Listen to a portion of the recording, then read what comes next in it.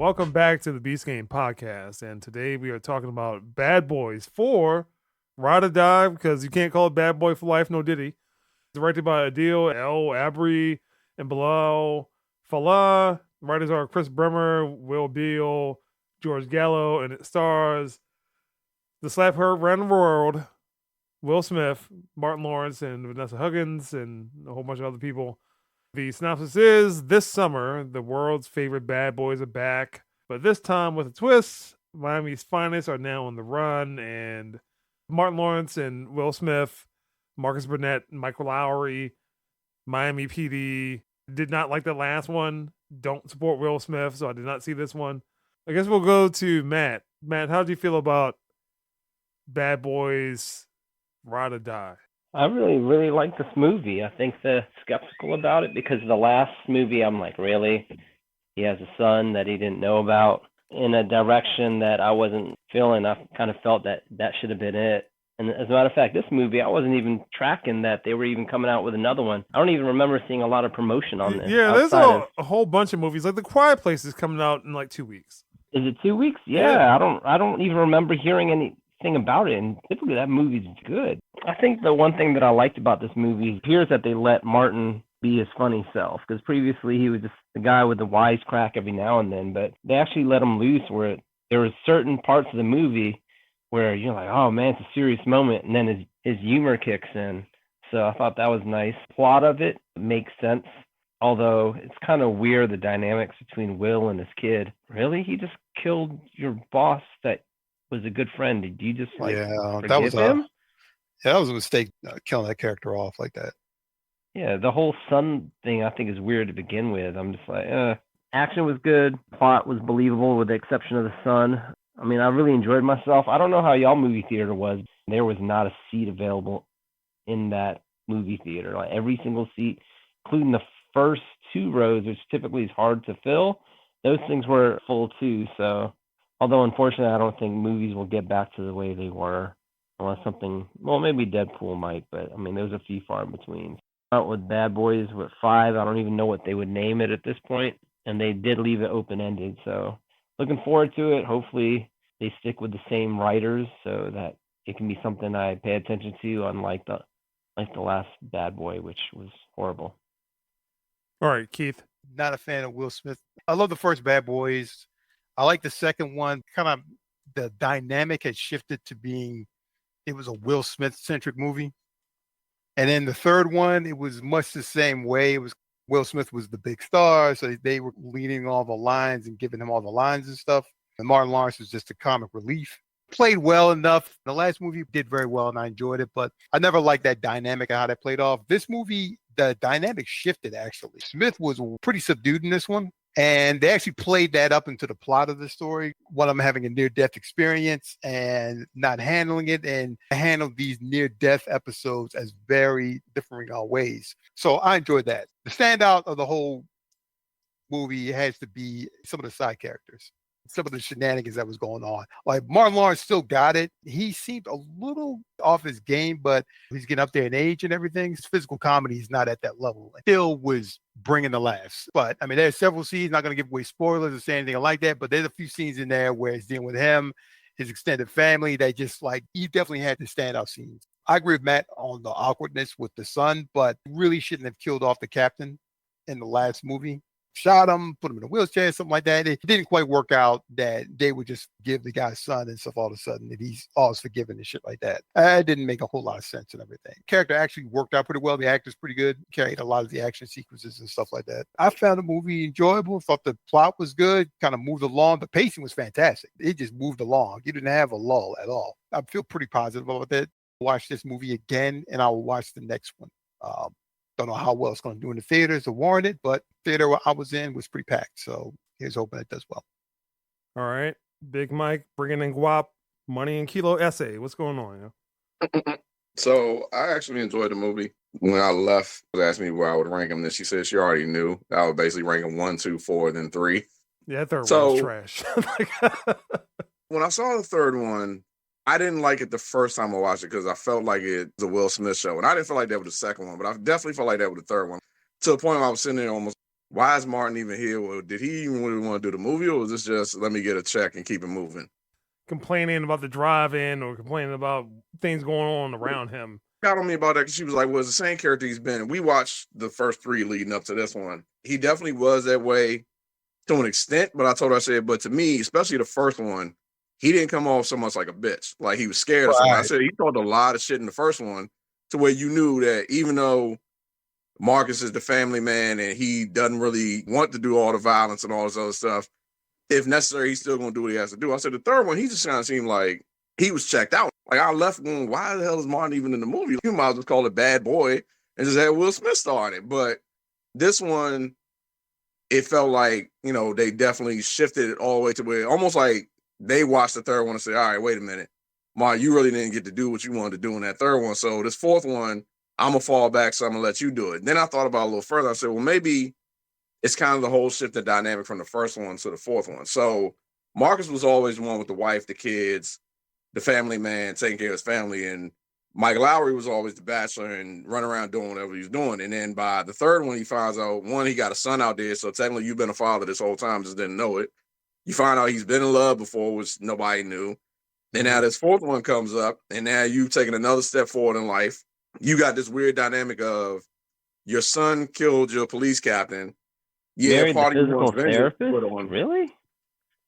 Well, I think that's a play on the second one when he was already boning that therapist. I thought he was with that one Latina chick. I don't know. That was weird. I guess they just made it so that they don't end up together. I mean, honestly, so from the trailer when he had the tux shirt on, I said, okay, Mike's probably getting married at the beginning of this one because there's always something at the beginning that they race into or something going on. Then when he pulled up and it was a different girl, I was like, okay, so because I thought it was going to be Rita myself. And I was like, oh, so they didn't go that route. I think the issue that I would have with it is you had him married a physical therapist, but you never really introduced her or showed us who she even was. So nobody's really investing in her. She's just a character. That's how I feel. Whereas maybe if you saw her in the third one, or even if she was a therapist from the second one, even for that brief moment, you go, oh, so he went back to her. Okay, well, that makes sense. But they just brought in this new character, and it was like, okay, I mean, whatever. But like I said, Mike's now becoming Marcus of old, and Marcus is now, in a way, kind of becoming Mike. He's not running around on some bachelor shit and all that, but can't die. I'm fearless now. That whole thing was basically Mike before, where Marcus was like, nah, we don't need to do that, hold up, and all that. Now Mike's more so like, well, nah, let's take it easy. We don't need to do this. And he up there standing butt naked like, hey, I don't care. Like, nothing's going to happen. Did that whole scene from the first one, he did like it was Marcus doing it, running down the street, like chasing the car down and shit. I think it was more so just shifting the dynamic from Marcus has already been the quiet kind of background, not living too dangerous. I mean, he's bad boy, but not quite as bad as Mike Lowry, to now where it's just kind of shifted. Like I said, I think Martin's comedy really carried a whole lot of the movie.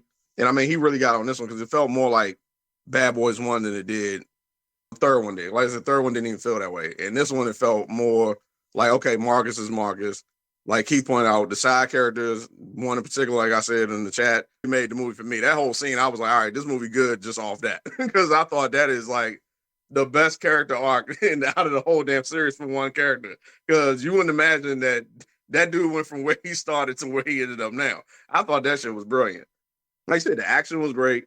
The son, I mean, I don't know how to explain this.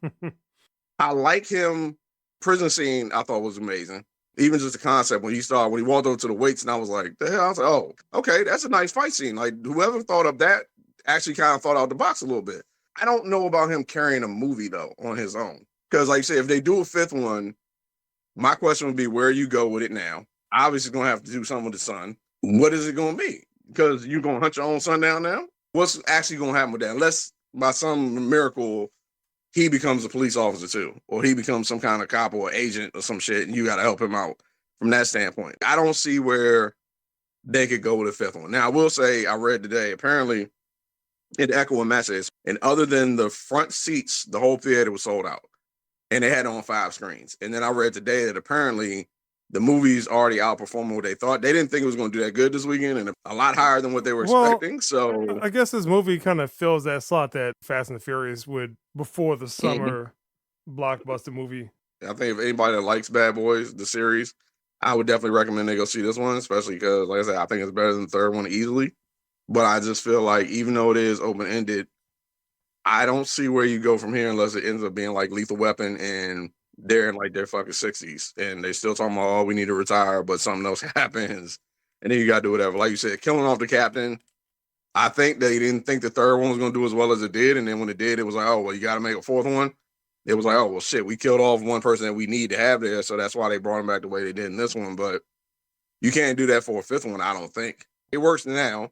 I think what they did with the plot was cool because I was trying to figure out where they were going to go with this. And then to kind of tie all the movies together, little specks here and there when they explained what was going on without going too deep. I said, okay, that works because that can make sense for all the other ones. But again, like you said, you killed off the captain and you integrated him in for this one, but he's gone now. A lot of the other characters from the past are now gone.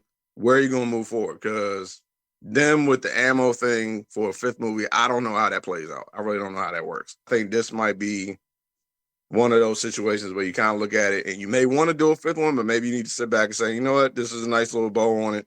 Let's wrap this up, leave it at this. Yeah, it's ride or die, but the series has died now and keep it stepping. So I thought it was entertaining. I thought it was a good movie. I enjoyed it because I really wasn't sure if it was going to be. You can leave it at this. I don't think you need to do a fifth one. If you announce a fifth one, it's like one or two people that I got to know are in it, and then I'd be on board. If not, then I'm like, I don't know. So, yeah, I thought it was good. All right. Scores, Matt. I give the movie a 9 out of 10. I think it restored the franchise to its glory, which is the quick-witted humor, action-packed scenes, and a pacing that was, I guess, on par with the first one. And even they paid homage to some of the other scenes that they did previously where you're like, oh, okay, that's familiar. You know, the part where like Martin and Will Smith are looking up and then the camera kind of spins around them. Michael Bay hero shot. Yeah, so that shot was in there. Of course, the humor was on it. And then, again, like Mike said earlier, that one guy stole the scene. I mean, he just did. That man can grill some chicken at the end of the movie. No ifs, ands, or buts. So overall, 9 out of 10. Thoroughly enjoyed it. Definitely something I'm looking forward to streaming or buying the Blu-ray for. All right, Keith. I give it a 7 out of 10.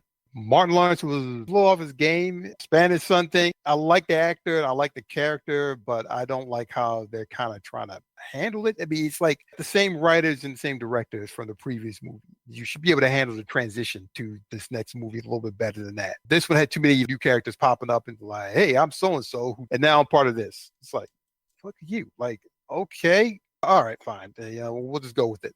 Smith's charisma and Martin Lawrence's charisma and comedy. Oh, they sell the movie, the focus of the movie. I enjoyed it, liked it. I thought the last they tried to get actually worked for the most part. I thought the action scenes were on point.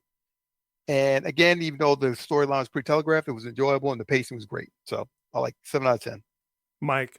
I'm at 8.5. I feel like that one scene I could take it up to 9, but I'm gonna give it 8.5. Like I said, I thought it was a good movie. I would definitely watch it again. I like the action. I thought the comedy hit throughout the whole movie. There were parts that everybody in the theater was laughing, like hysterically, because, like I said, Martin was doing Martin things. And that was the biggest plus for me about this movie was Martin felt like himself. Older, but still felt like himself, his old self, the reason why people fell in love with Martin Lawrence and laughed their ass off at previous films and all that. Didn't stray away from what the franchise has been. It has enough homage and continuity between it and putting in certain pieces that make you think back or remember the previous films. It's an easy watch. I think, like he said, the pacing was great because I didn't feel like I was in the movie theater for 2 hours, which is always a great thing. When you start feeling like you've been there forever and you kind of look at your watch like, when the fuck is this thing? And that's when you know a movie's not good. Really 2 hours? 1 hour and 55 minutes. I think it was a solid movie. Was skeptical too. Like you said, they didn't do a whole lot of promotion. I do remember when they announced it because they kind of announced this the same way they did the third one where it was 2 of them and they were like, hey, we coming back, we doing it. And it was like after that one did good and they were literally getting ready to start shooting.